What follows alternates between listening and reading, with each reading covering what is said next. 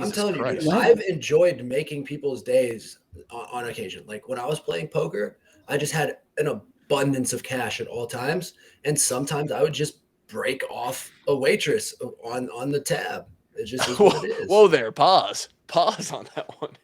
You just break off a waitress, huh? That's actually a term that my favorite podcast uses a lot. They say break them off a dub, or break them off 100. Just that's the slang that they use. So that's in my vocabulary. Do you think that they went home and cried? I would love to. Some people like go home and get those. Some people get those tips. Like, I don't know. I could see Drake, and that actually makes sense because he's a poker player. You did have just obscene amounts of cash at one point, and I don't even think I saw you at the height of it, because at the height of it, it was out in Arizona when you were just you didn't even see close to the height of my cash. Yeah, it was retarded.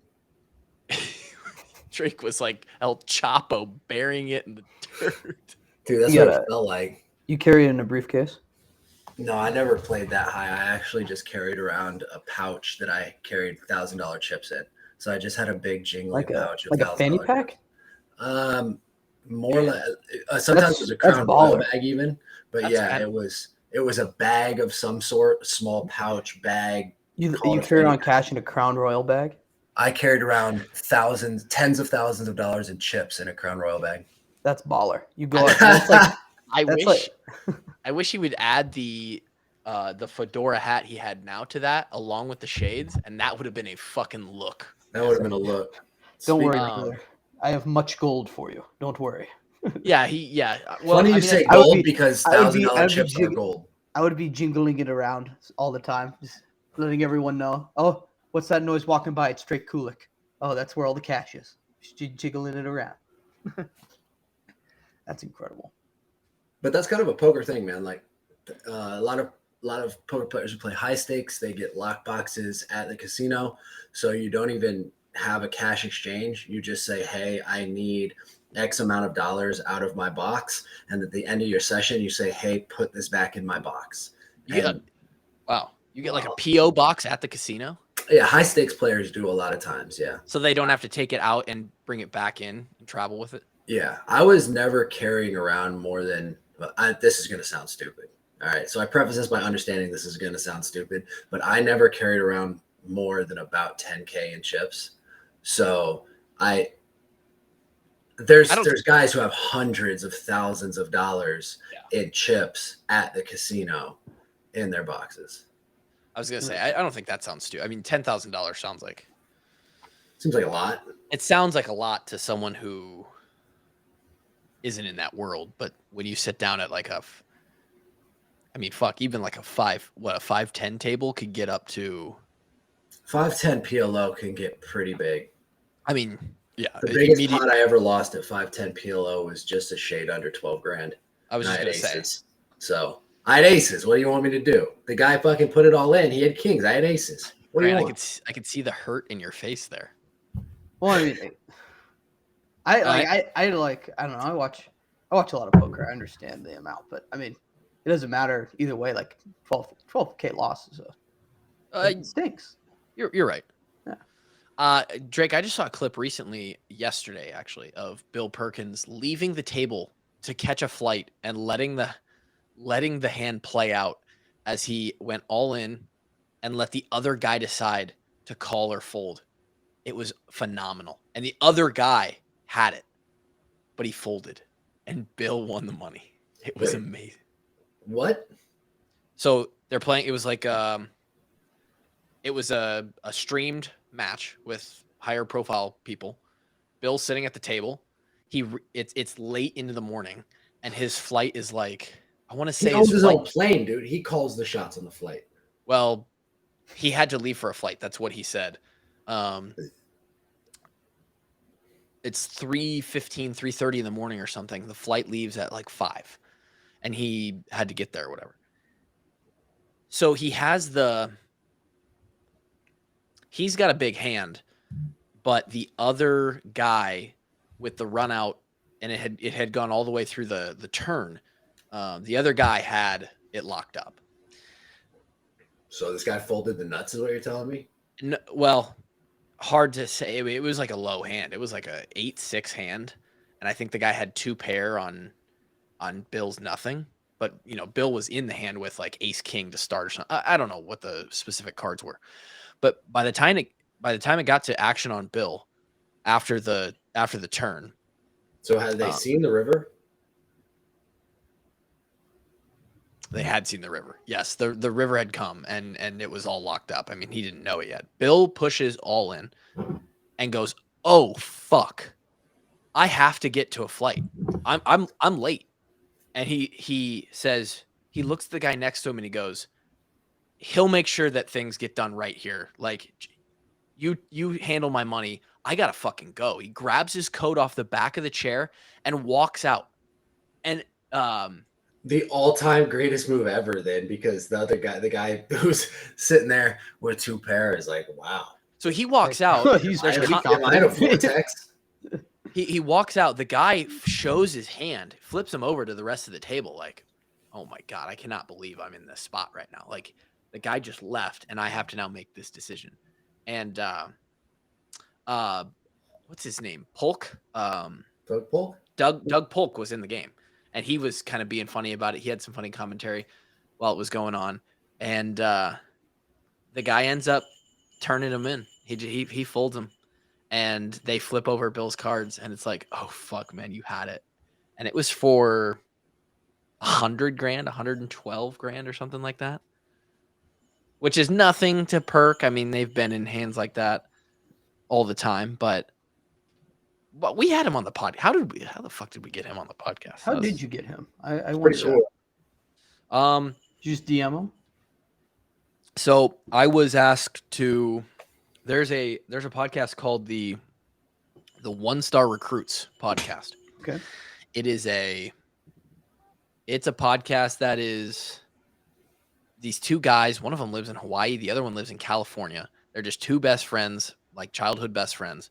Neither of them ended up playing big time sports, but they are massive sports fans. And they bring on all these basically they reach out to every single potential sports guest they could possibly have on and just like see what sticks. And then they get like some decently big time people to come onto their show. They reached out to me because they were doing a feature on. That was a good setup. Like they give some really big time guys, and I'm one of them. No. I am like the least popular that they've ever had on. Yeah. I'm in the bottom tier of guests they've had on their show. They were doing a feature on something Iowa. They may have had a bigger Iowa guy on, and then they also got an interview with Gary Barta. I think the reason they had an interview with Barta was because, at least at the time, maybe he still is, he's the head of the playoff selection committee. Yeah, I think it rotates year to year. And so then I'm pretty sure the way they found us was they searched Iowa podcasts or whatever. I come up and eventually I get a DM like, "Hey, do you want to come on and talk about whatever and talk about yourself and your guys' show? Answer some Iowa generally based questions." So I did that. Afterwards, they're like, "Hey, we have a really good track record of getting people on or getting people to answer like messages and like get on our show. So if you ever need a guest or anything, or you ever have anybody that you think we may be able to contact, let us know."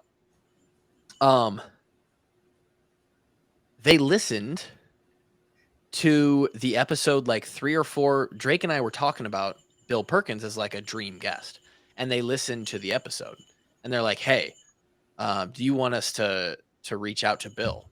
And I was like, yeah. Fucking reach. Sure. I mean, if you can somehow find a way to get in touch with his people, go for it. Like, what am I going to tell him? No, you're good.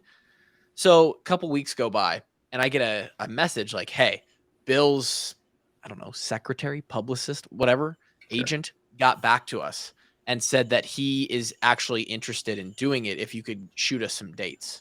And I immediately said, like, anytime, like literally the middle of the night, Drake and I will wake up and do a podcast with Bill Perkins if you can get him on the show. And so I sent him a few specific dates, and we planned it for like a month out because Bill's got that much shit on his calendar. Yeah. And I was in touch with his on the day of. I was in touch with his people. Like, hey, all right, Bill's getting on right now. He should be in the call. And before Drake and I hit go on that episode, I said, dude, I don't know if this is for real or what. I'm not going to believe this until he shows up on the screen. Who's all set up? And sure enough, Bill fucking Perkins shows up, and we talked to that guy for a little over an hour. And I can't believe you guys got an hour too. That's crazy. It was a cool experience, man.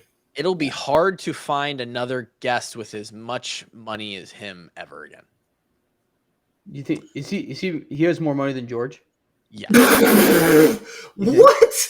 I don't know. Dude, he makes George look poor.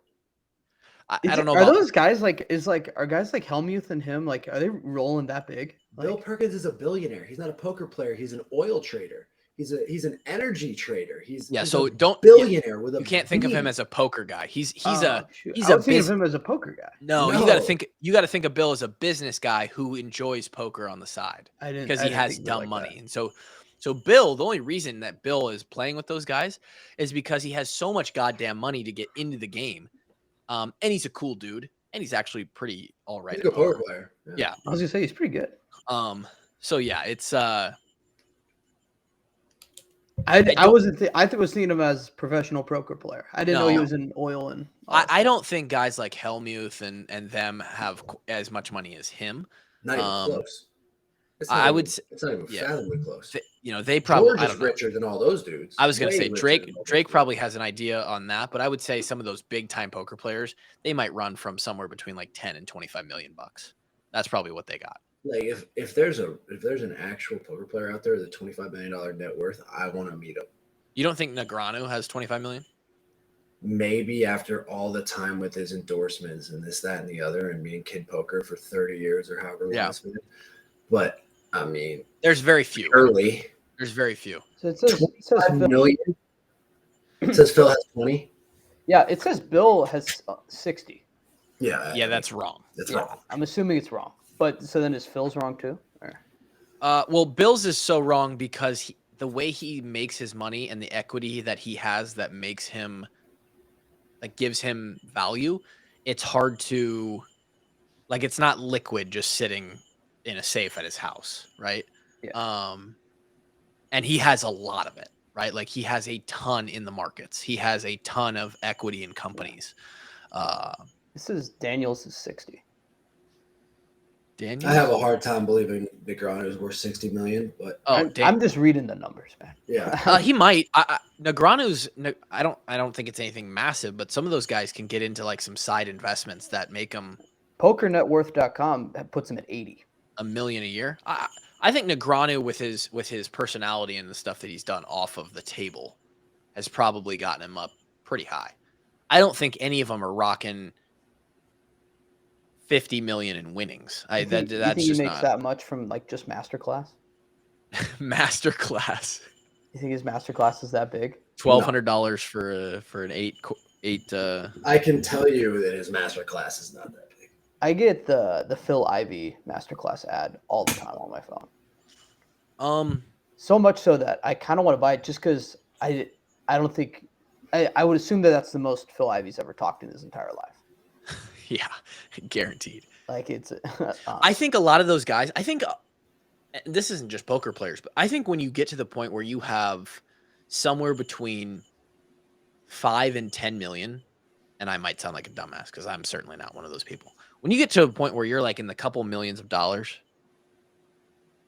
5 to 10, you can start to throw around like decent sized numbers of investments. And a lot of those guys who start, you start to have that kind of money, you start to have other friends who have that kind of money. Right. And so, there might be businesses out there who no one knows about. They're not huge brands, but they're businesses that are making money. There's a ton of businesses that nobody even knows about that are making millions of dollars a year. Yeah. And so those guys can just throw cash behind, it's money makes money, right? The rich get richer. It's that kind of thing. And then, you let it, some of those guys are old. You let that go for 10, 15, 20 years, even if you're bringing home a small return, like you're making hundreds of thousands of dollars a year just on if you have a. So that's the goal. What's up, everybody? What you just watched was a short, truncated version of our extra show that we do every week. We call it DHT. It's Dickhead Tuesday.